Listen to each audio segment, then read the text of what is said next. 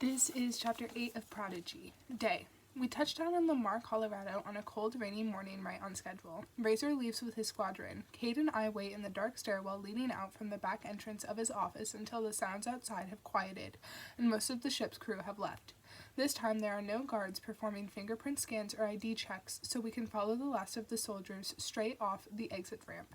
We melt right in with the troops that are actually here to fight for the Republic. Sheets of icy rain pound the base as we step out of the pyramid dock and into the formidable grayness of this place. The sky is completely covered with churning storm clouds. Landing docks line the side of the cracked cement street, an ominous row of enormous black pyramids stretching off in either direction, slick and shiny with rain. The air smells stale, wet. Jeeps packed with soldiers drive back and forth, splashing mud and gravel across the pavement. The soldiers all have a wide stripe of black painted across their eyes from one ear to the other. Must be some sort of crazy warfront style. The rest of the city looms in front of us, gray skyscrapers that probably serve as barracks for their soldiers, some new with smooth sides and tinted glass windows, other pocket-marked and crumbling as if they've been fed a steady diet of grenades. A few are ashen ruins, some with just one wall left, pointing upward like a broken monument. No terraced buildings here, no grassy levels dotted with herds of cattle. We run along the street with our stiff jacket collars turned up in a pitiful attempt to shield us from the rain. This place has been bombed, yeah? I mutter to Cade, my teeth chatter with each word. Cade opens her mouth in mock surprise. Wow, you're a crack genius, you know that? I don't get it. I study the crumbling buildings that dot the horizon. What's with the shell-shocked look here? Isn't the actual fight happening farther away? Cade leans in so the other soldiers on the street don't hear us. The colonies have been pushing in along this part of the border since I was, 17? Anyway, for years. They've probably gotten a good 100 miles in from where the Republic claims the Colorado line is. After so many years of listening to the constant bombardment of Republic propaganda, it's drawing to hear someone tell me the truth. What, so are you saying the colonies are winning the war then? I ask in a low voice. They've been winning it for a while now. You heard it from me first.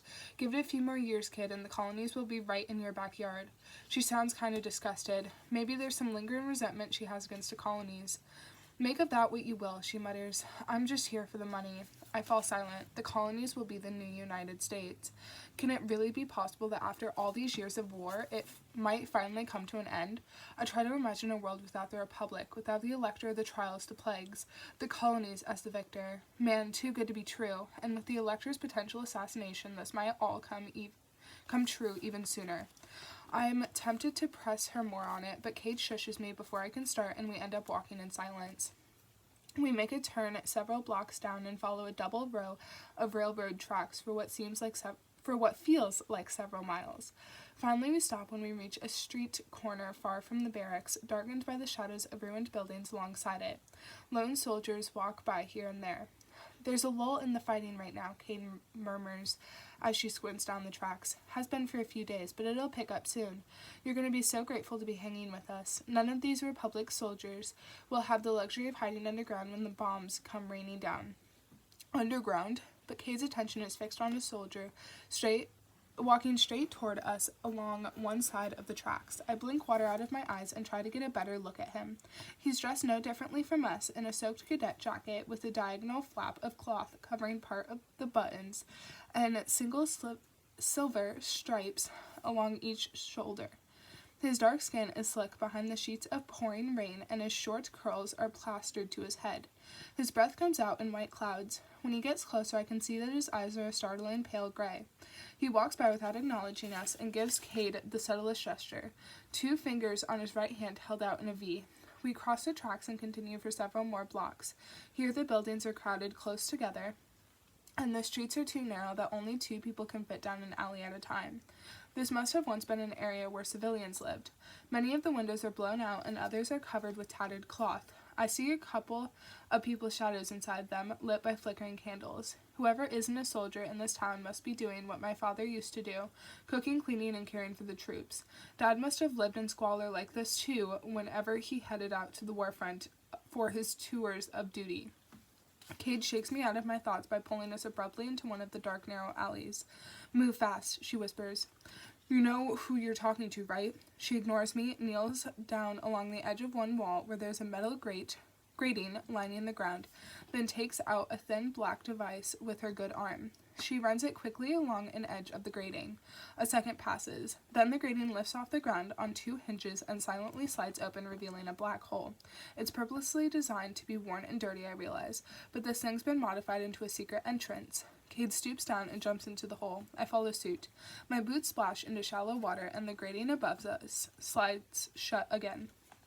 Cade grabs my hand and leads me through a tunnel. It smells stale here, like old stone and rain and rusted metal. Ice-cold water drips from the ceiling and through my wet hair. We travel only a few feet in before taking a sharp right turn, letting the darkness swallow us whole. There used to be miles of tunnels like this in almost every warfront city, Cade whispers into the silence. Yeah, what were they for? Rumors that all these old tunnels used to be for Eastern Americans trying to sneak west to get away from the floods, even back before the war began. So each of these tunnels goes right under the warfront barricades between the Republic and the colonies. Cade made a sliding motion with her hand that I can barely make out of the gloom. After the war started, both countries started using them offensively, so the Republic destroyed all the entrances within their borders, and the colonies did the same on the other end. The Patriots managed to dig out and rebuild 5 tunnels in secret. We'll be using this Lamar one, she pauses to gesture at the dripping ceiling, and the one in Pura, a nearby city. I try to imagine what it must have been like, a time when there wasn't a republic or colonies or a single country covered the middle of North America. And no one knows these are here? Cade snorts. You think we'd be using these if the Republic knew about them? Not even the colonies know, but they're great for Patriot missions. Do the colonies sponsor you guys then? Cade smiles a little at that. Who else would give us enough money to maintain tunnels like this? I haven't met our sponsors over there yet. Razor handles those relationships, but the money keeps coming, so they must be satisfied with the job we're doing. We walk for a while without talking. My eyes have adjusted enough to the darkness so that I can see rust crusting the tunnel's sides. Rivulets of water drip patterns across the metal walls. Are you happy that they're winning the war? I say after a few minutes. Hopefully she's willing to talk about the colonies again. I mean, since they practically kicked you out of their country, why'd you leave in the first place? Cade laughs bitterly. The sound of our boots sloshing through water echoes down the tunnel. Yeah, I guess I'm happy, she says. What's the alternative? Watching the Republic win? You tell me what's better. But you grew up in the Republic. Who knows what you think of the colonies? You might think it's a paradise. Is there a reason I shouldn't? I reply. My father used to tell me stories about the colonies. He said there were cities completely lit up by electricity. Your dad worked for a resistance or something? I'm not sure. He never said it out loud. We all assumed he must have been doing something behind the Republic's back, though. He'd bring back these trinkets related to the United States, just odd things for a normal person to have. He would talk about getting us all out of the Republic someday. I pause there, lost for a moment in an old memory. My pendant feels heavy around my neck. Don't think I'll ever really know what he was up to. Cade nods. Well, I grew up along one of the colony's eastern coastlines where it borders the South Atlantic. I haven't been back in years. I'm sure the water's gone at least a dozen more feet inland by now. Anyway, I got into one of the airship academies and became one of their top pilots in training. If the colonies don't have the trials, I wonder how they chose to admit into their schools. So what happened? Killed a guy, Cade replies. She says it like it's the most natural thing in the world. In the darkness, she draws closer to me and peers boldly at my face. What? He don't give me that. It was an accident. He was jealous that our flight commanders liked me so much, so he tried to push me over the edge of our airship. I damaged one of my eyes good during that scuffle. I found him in his locker room later and knocked him out. She makes a disgusted sound. Turned out I'd hit his head too hard and he never woke up. My sponsor pulled out after that little incident tainted my reputation with the Corps, and not because I killed him either. Who wants an employee, a fighter pilot, with a bad eye even after surgery? She stops walking and points at her right eye. I was damaged goods. My price went way down. Anyway, the academy booted me out after my sponsor dropped me. It's a shame, honestly. I missed out on my later year of training because of that damn con. I don't understand some of the terms Cade uses, core, employees, but I decided to ask her about them some other time. I'm sure I'll gradually get more info about the colonies out of her. For now, I still want to know more about the people I'm working for. And then you join the Patriots? She flips her hand in a nonchalant gesture and stretches her arms out in front of her. I'm reminded of how tall Cade is, how her shoulders line up with mine. Fact of the matter is, Razor pays me. Sometimes I even get to fly, but I'm here for the money, kid, and as long as I keep getting my cash, I'll do whatever I can to help stitch the United States back together. If that means letting the Republic collapse, fine. If it means the gaudy colonies taking over, fine. Get this war over and the U.S. thing going. Get people living normal lives again. That's what I care about. I can't help feeling a little amused. Even though Cade tries to seem uncommitted, I can tell that she's proud to be a patriot. Well, Tess seems to like you well enough, I reply, so I guess you must be doing all right. Cade laughs in earnest. Gotta admit she's a sweet one. I'm glad I didn't kill her in that skiz duel. You'll see, there's not a single patriot who doesn't like her.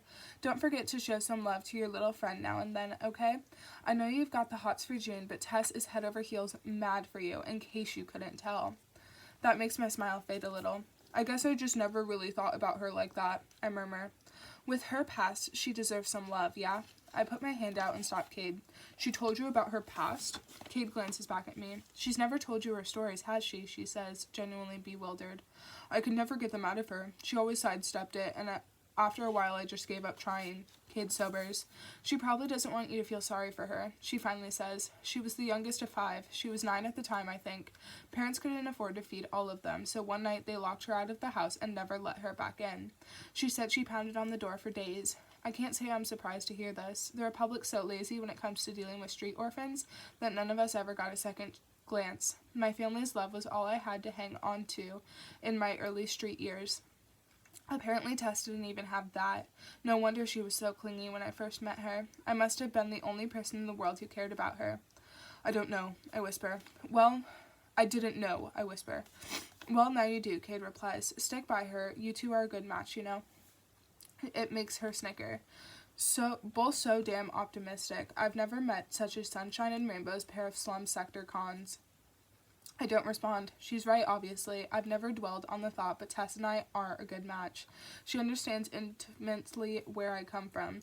She can cheer me up on my darkest days. It's as if she came from a perfectly happy home instead of what Cade just told me. I feel a relaxing warmth in the thought, realizing suddenly how much I'm anticipating meeting up with Tess again. Where she goes, I go, and vice versa. Peas in a pod. Then there's June. Even the thought of her name makes it hard for me to breathe. I'm almost embarrassed by my reaction. Are June and I a good match? No, it's the first word to pop into my mind. And yet, still, our conversation fizzles out. Sometimes I glance back over my shoulder, half hoping to see a hint of light, half hoping I don't. No light means that the tunnel doesn't run right under all the gratings in the city, visible to those walking by above. The ground also feels slanted.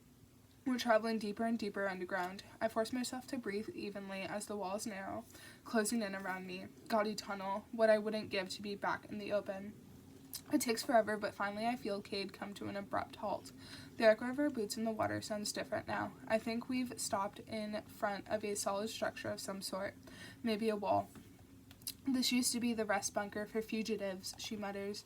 Near the back of this bunker, the tunnel continues on right over to the colonies. Cade tries opening the door with a small lever at one side, and when that fails, she taps her knuckles softly against it in a complicated series of 10 or 11 taps.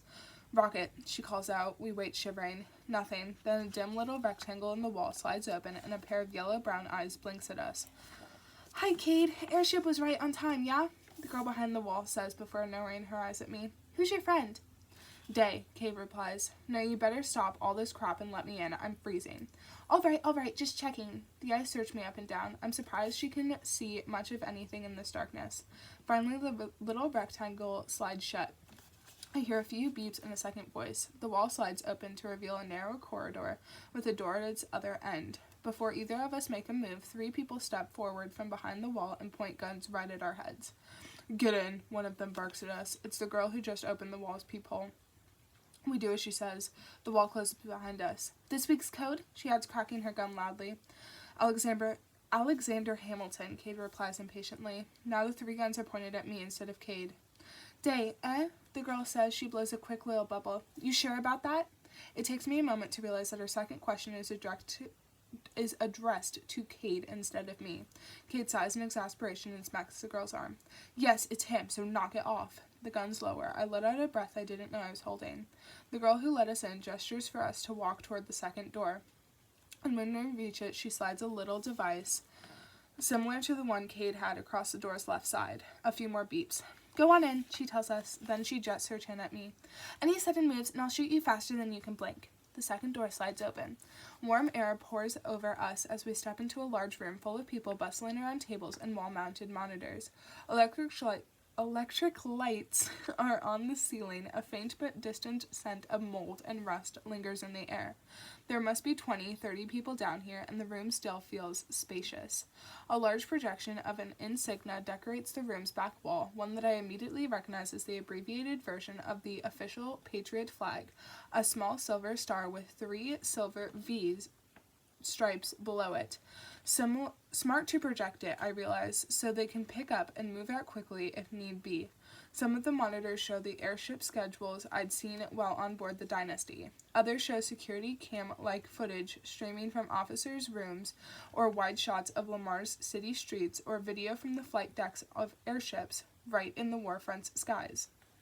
One even has a short rotation of morale-boosting Patriot propaganda that reminds me a little too much of the Republic's ads.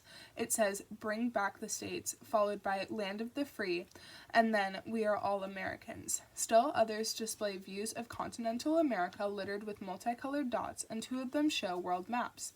I gape at this for a while. Never in my life have I seen a world map.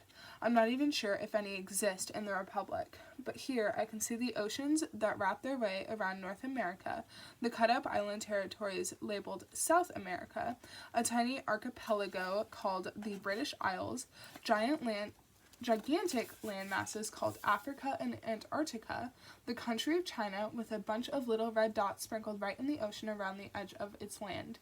This is the actual world, not the world the Republic shows to its civilians. Everyone in the room is watching me. I turn away from the map and wait for Kate to say something. She just shrugs and slaps me across the back. My wet jacket makes a squishing sound. This is Day. We all wait in silence, although I can see the recognition light up in their eyes when they hear my name. Then somebody wolf whistles. That breaks the tension. There's a chorus of snickers and laughs. Then most people go back to whatever they were doing before. Kate guides me through the mess of tables. A couple of people are gathered around some diagram, another group is unpacking boxes, a few are just relaxing, watching reruns of some Republic soap opera. 2 patriots sitting in front of a corner monitor are tossing challenges back and forth as they play a video game, racing some sort of spiky blue creature across their screens by waving their hands in front of it. Even this must have been customized for the Patriots, as all the objects in the game are blue and white. One boy snickers as I walk by.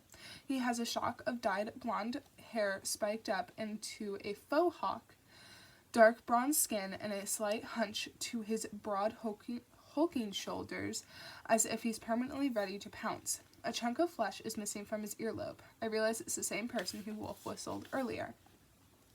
So you're the one who ditched Tess, huh? There's an arrogance about him that annoys me. He looks over in disdain. Don't know why a girl like her hangs out with a con like you. A few nights in the Republic's prisons squeeze all the air out of your chest. I take a step toward him and grin cheerfully. With all due respect, I don't see the Republic tacking up wanted posters with your pretty face on them. Shut up. Cade pushes between us and stabs a finger into the other boy's chest. Baxter, shouldn't you be getting ready for tomorrow night's run? The boy just grunts at me and turns away. Still don't understand why we're trusting a Republic lover, he grumbles. Kate taps my shoulder and keeps walking. Don't mind that trot, she tells me. Baxter's not the biggest fan of your girl, June. He's probably going to give you some trouble, so just try to stay on his good side, yeah? You'll have to work with him. He's a runner, too. He is, I say. I wouldn't have expected such a muscular person to be a fast runner, but then again, his strength might help him reach places I can't. Yup, you bumped him down the hierarchy of runners, Kate smirks, and you once messed with a Patriot mission that he was on. You never even realized it. Oh, and what mission was that? Bombing Minister Chian's car in Los Angeles. Wow, it's been a long time since I faced off against Chian. No idea the Patriots had planned an attack at the same time. How tragic, I reply, searching the faces in the room after Baxter's mention of Tess. If you're looking for Tess, she beat us here. She's with the other medics. Kate gestures towards the back of the room where several doors line the walls. Probably in the med ward watching someone sew up a wound. She's a fast learner, that Tess. Kate leads me past the tables and the other Patriots and stops in front of the world map. I bet you've never seen anything like this. Nope, I studied land masses, still boggled by the idea that so many societies are functioning beyond the Republic's borders. In grade school, we'd learn that the parts of the world not controlled by the Republic are just crumbling nations struggling to get by. Are this many countries struggling to get by, or are they doing well, maybe even prospering? What do you need world maps for?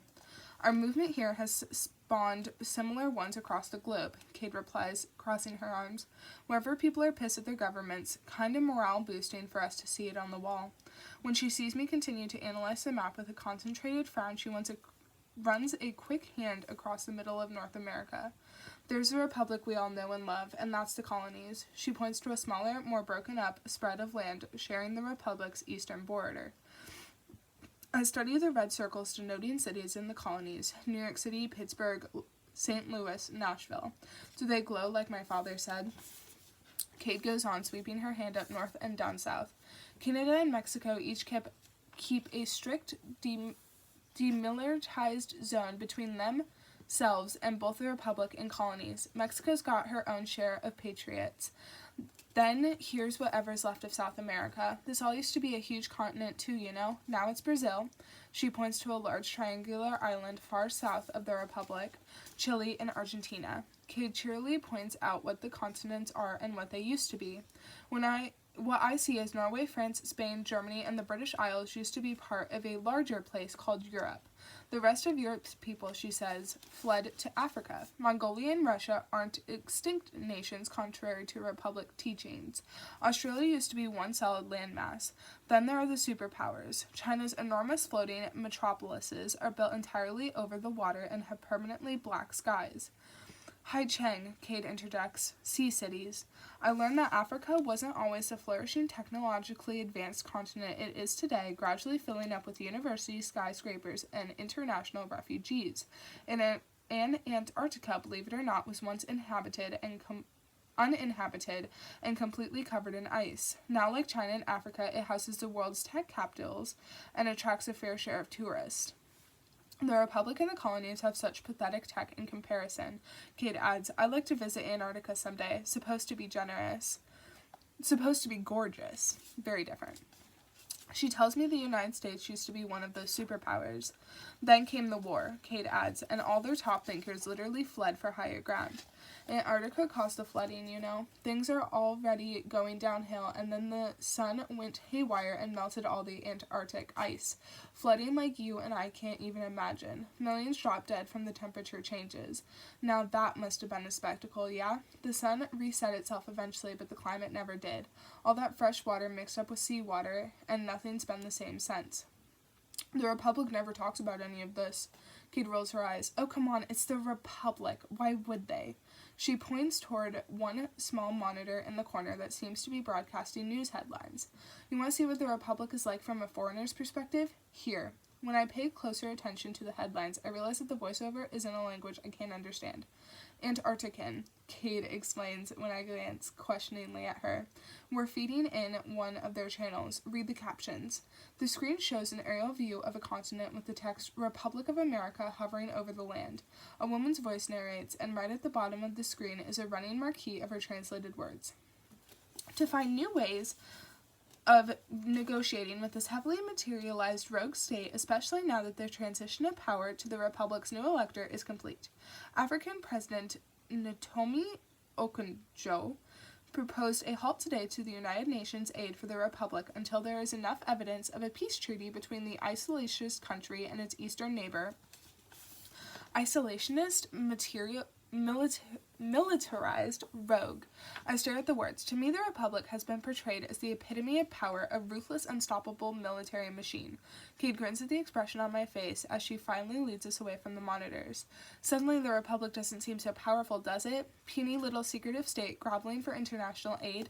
I'm telling you, Day, all it takes is one generation to brainwash a population and convince them that reality doesn't exist. We walk over to a table with 2 slim comps sitting on it. The young man hovering over one of the computers is the same guy who'd flashed Cade a V sign on the railroad tracks, the one with dark skin and light eyes. Cade taps him on the shoulder. He doesn't react right away. Instead, he types the last few lines into whatever's on the screen and then slides into a sitting position on the table. I catch myself admiring his grace. A runner for sure. He crosses his arms and waits patiently for Cade to introduce us. "Day, this is Pasco," she says to me. "Pasco's the undisputed leader of our runners. He's been eager to meet you, to put it lightly." Pasco holds out a hand to me, his pale eyes fixed intently on mine. He gives me a brilliant white smile. "A pleasure," he says in an excited, breathless rush. His cheeks flush red as I smile back at him. "Suffice it to say, we've all heard a great deal about you. I'm your biggest fan. Biggest fan." I don't think anyone's ever flirted with me so blatantly before, except maybe a boy I remember from Blue Ridge Sector. "Nice to meet another runner," I reply, shaking his hand. "I'm sure I'll pick up some new tricks from you." He gives me a devilish grin when he sees how flustered I look. "Oh, you'll like what's coming. Believe me, you won't be sorry for joining up with us. We're gonna usher in a whole new era for America. The Republic won't know what hit it." He goes into a series of excited gestures, first spreading his arms wide and then pretending to untie a knot in the air. "Our hackers spent the last few weeks quietly rewiring things in Denver's Capitol Tower. Now all we have to do is twist a wire on any of the building speakers and bam, we're broadcasting to the entire Republic." He claps once and snaps his fingers. "Everyone will hear you. Revolutionary, yeah?" Sounds like a more elaborate version of what I did in the alley of the 10-second place back when I first confronted June in an attempt to get plague cures for Eden, when I'd done a crude rewiring of the alley speakers. But to rewire our Capitol building speakers to broadcast to the entire Republic? "Sounds like fun," I say. "What are we broadcasting?"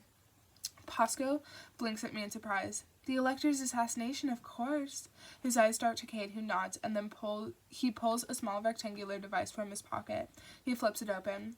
"We're going to need to record all the evidence, every last detail, as we drag him out of his car and put some bullets in him. Our hackers will be ready to go at the Capitol Tower, where they've set up the jumbotrons to broadcast the assassination.